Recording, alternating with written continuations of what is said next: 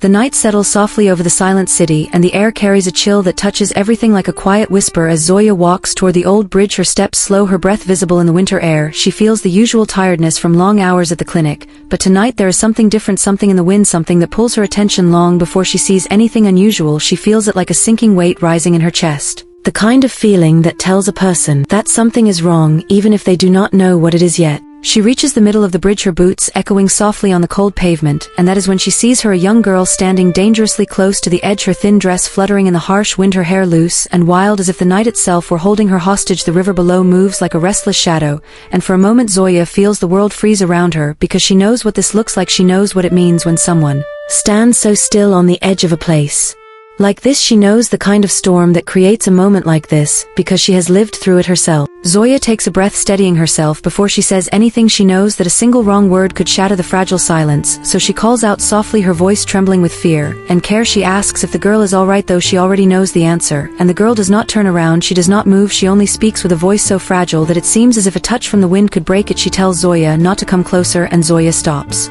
obediently, her heart pounding as she promises she will stay exactly where she is. The girl stares into the dark water below, and then she asks why it hurts so much, why life becomes a weight that no one else seems able to see, why the world moves forward while she feels stuck in a place where everything inside her is falling apart piece by piece. Her voice cracks as she speaks about the people who left her, her parents who no longer want her, her fiancé who walked away, her friends who drifted like strangers, her job that vanished, and the rent she can no longer pay. She tells Zoya that she has nothing left, and the pain in her voice is so raw that it cuts straight through the cold night and deep into Zoya's heart. Zoya lets out a breath that trembles with memory. She tells the girl that she understands that life can feel unbearably heavy when someone carries everything alone, and the girl lets out a hollow laugh, asking why a stranger would even care, and Zoya feels her chest tighten, because she hears her own past in that question, her own despair, her own hopelessness. So she tells the girl the truth. She tells her that she once stood exactly where the girl is standing now, on this same bridge, under this same cold sky, feeling invisible, feeling broken, feeling lost, and convinced that no one would notice if she disappeared. The girl finally turns her head just enough to look at her, and Zoya feels her words tremble as she continues. She tells her that 2 years ago she was ready to let go, ready to give up, ready to surrender to the silence of the river below, until a stranger walking home from work stopped and spoke to her without judgment, without fear, without demanding explanations. He simply stayed by her side, and his kindness saved her life that night, and she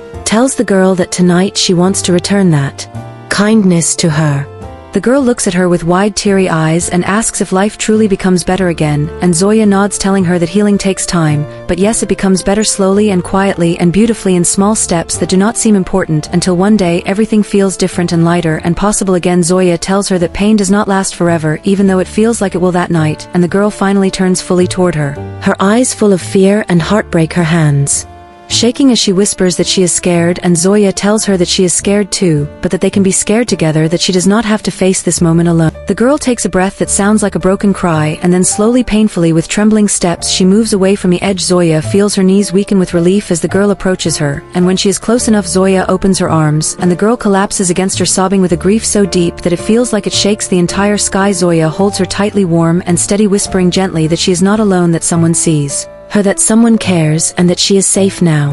In this moment, safe in the arms of someone who understands the darkness she is facing. The girl cries until she has no strength left, and Zoya supports her, guiding her slowly toward the center of the bridge, where the wind is softer, where the night feels less heavy, and the girl whispers her name, Aaniyah, a name that trembles with pain and exhaustion, and Zoya offers her own name softly, calmly, like a small light in the darkness. They stand there together, breathing in the cold air, breathing out the fear that once haunted the edge of the bridge. Zoya tells her they will find a warm place to sit and talk, and she promises they will figure things out together, step by step, moment by moment, breath by breath, the way someone once helped her. And Aaniyah nods, her eyes red, her voice weak, but inside her something shifts, something fragile and hopeful begins to rise, because for the first time in a long time someone stayed, someone listened, someone cared when she expected no one would. As they walk away from the bridge, Aaniyah glances back at the water below, and Zoya gently squeezes her hand, reminding her that leaving that edge was not a sign of weakness, but an act of courage, a choice to try again, a choice to live another day. Aaniyah looks at her with a small broken smile, a smile that carries the weight of her pain, but also the beginning of her healing. They walk together under the dim streetlights, the sound of the river soft behind them, and even though the night is cold, even though life is still heavy, even though there are wounds that will take time to heal, a new warmth begins to grow between them, a bond formed not by blood or history,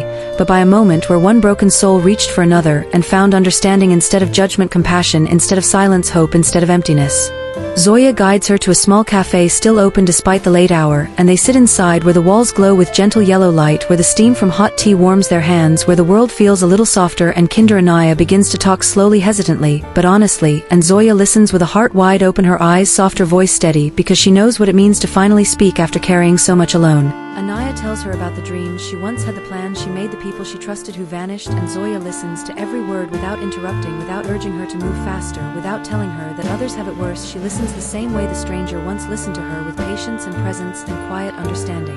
Hours pass like gentle waves, and by the time they leave the cafe, the city is wrapped in a faint early light, the kind of soft blue that looks almost tender against the rooftops, the kind of light that feels like a new beginning, and Zoya watches Aaniyah breathe in the morning air as if it fills her with a little bit of strength. They walk slowly toward the bus stop, and Aaniyah looks at her with eyes that no longer tremble as much. She tells Zoya that she does not know what will happen next, but she is willing to try, willing to stand one more day, willing to see if life still has something left for her, and Zoya smiles with a quiet warmth, telling her that she will not have to face those days alone, that she will walk with her for as long as she needs, that she believes in the strength Aaniyah cannot yet see in herself. When the bus arrives, Aaniyah hesitates, then hugs Zoya with a fierce and grateful embrace, and Zoya holds her tightly, whispering that she is proud of her, that she is strong, that she is alive, because she chose to step back from the edge, even when everything inside her was breaking. Aaniyah steps onto the bus, and before the doors close, she looks back at Zoya, her eyes shining with something new, something fragile but real, hope. Zoya watches the bus leave, seeing the silhouette of the girl she saved, the girl who also saved her in a way, reminding her of her own strength, reminding her of the stranger who once stood beside her on that same bridge, reminding her of the chain of kindness that continues through every life touched, every heart softened, every soul saved. She turns to walk home, her steps slow but light, and she breathes in the morning air with a quiet gratitude. She feels the world shift around her, not with noise, but with a gentle truth that sometimes a single moment, a single conversation, a single act of kindness can change the entire direction of a life. And somewhere on the bus,